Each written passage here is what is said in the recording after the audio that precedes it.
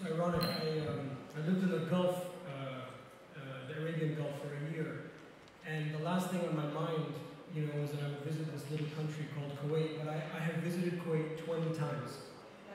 So the only other country that I've been to that much is obviously Egypt. But I'm very fond of the Kuwaitis.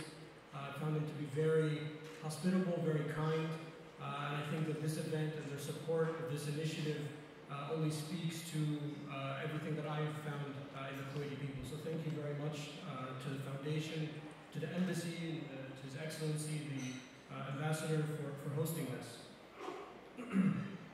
Our country was founded on plurality. It was established as a haven for people that wanted to seek a better life. Whether they were fleeing religious intolerance, whether they were fleeing economic difficulties, our country was supposed to be a place where people could come and they could make it.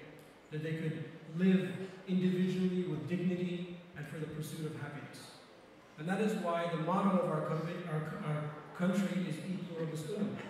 Out of the many one. Out of the many backgrounds, out of the many races, out of the many religions, out of the many languages that we speak, we are one nation.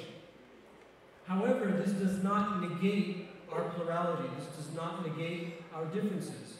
As a matter of fact, it is our differences, it is the plurality of our country that makes our country strong.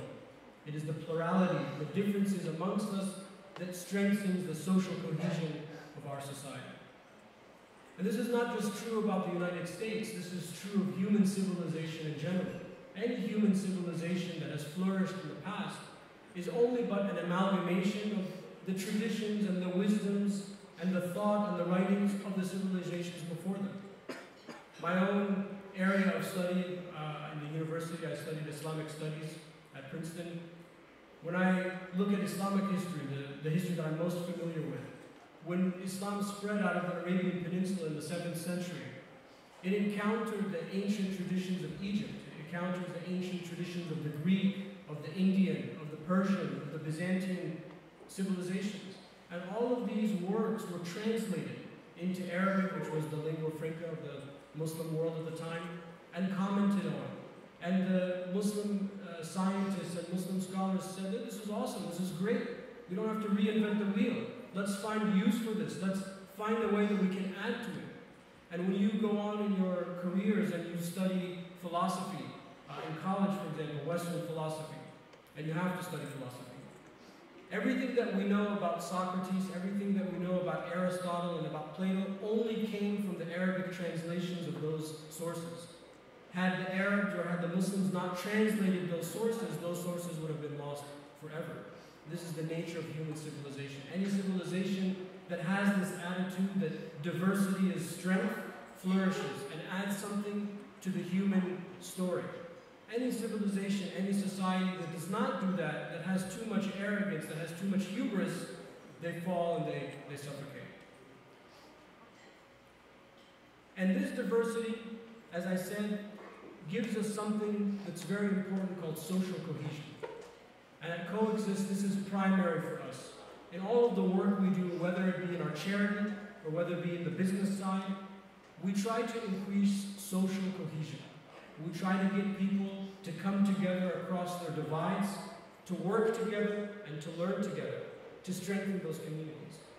And in our own work, we've discovered that social cohesion can be understood as being a function of three variables. One is there has to be knowledge. You have to understand who you're dealing with, what you're dealing with, why, how, where, when. You have to know. You can't go at it blindly. The second is that there has to be some sort of relationship. To be in a diverse or a plural society, you have to reach out to your neighbor. You have to know about the other person. And then the third thing is that there has to be common action. You have to do something together. And we have found when those three things are there, social cohesion is strengthened, the community is strong, it's resilient. They can withstand some of the difficulties like what we just heard of, this horrendous bombing in Kuwait, or even back home in Charleston, South Carolina. The community is resilient. And the state took action even though it's symbolic, the flag and all of that, but nonetheless it took action quickly because the community is resilient. That those few people, those haters out there, they are really few in number. They don't speak for us, they don't represent us. That we have a resilient country or a resilient community. So in our own work, that's what we found. And why I found your initiative so appealing is that this is the common action. All of you have come from different states, different communities around this country, in a shared action, in a shared message to renounce violence. And nothing can be more antithetical to the cohesiveness of our society, nothing can be more antithetical to the plurality that makes our nation great, but violence. So standing up for violence, speaking out against violence, nothing can be more important. And I commend you for the work that you have done. And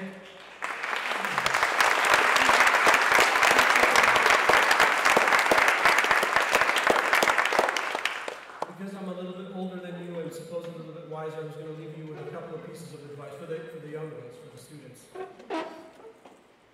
I want you to remember how you feel at these events. I want you to remember for the rest of your life how you felt writing those essays.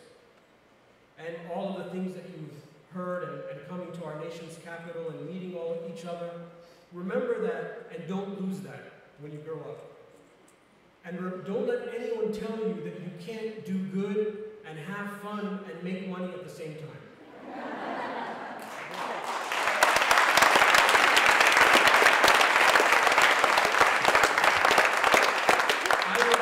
I was not told that. I was told that you can have that.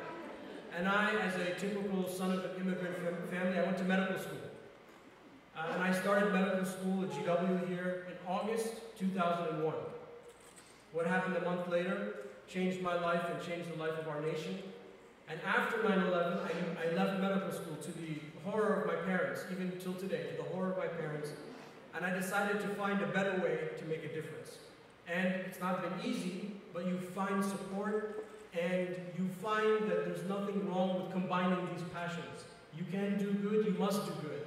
Because our nation, while it thrives at moments, it's broken at times.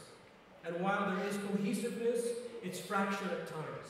And one of the things that fractures our nation, one of the things that fractures our communities is violence. Violence in our schools, violence in our homes, violence in our places of worship. So you have to speak out against it because you are going to inherit the mess that we've left behind.